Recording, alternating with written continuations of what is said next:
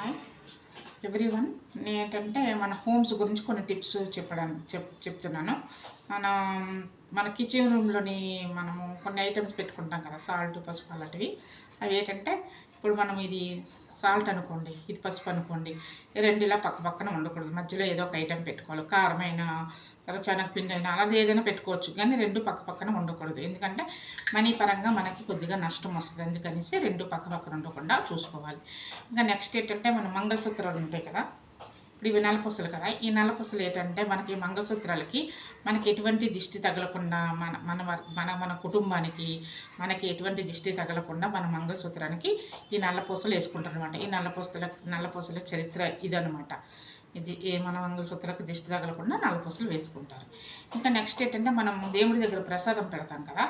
ఆ దేవుడి దగ్గర ప్రసాదం పెట్టేటప్పుడు ఏంటంటే దేవుడు ఆ ప్రసాదాన్ని స్వీకరించరు, తన కళ్ళతోటి చూస్తారనమాట. అలా కళ్ళతో చూడడం వల్ల ఏంటంటే ప్రసాదము కళ్ళతో చూస్తే అది భుజించినట్లే భగవంతుడు అనమాట. దేవుడు దాన్ని భుజించినట్లు అనమాట. అందుకని మనకు ఆ ప్రసాదం చూడండి ఎంతో టేస్ట్ ఉంటుంది, దేవుడి దగ్గర పెట్టిన ప్రసాదం. అందుకని ఏంటంటే మనము ప్రసాదాన్ని మనము పడేయకుండా మనము ఇంట్లో తింటే నలుగురు తినచ్చు, లేదంటే ఎవరైనా ఒకరు తిన్నా పర్వాలేదు.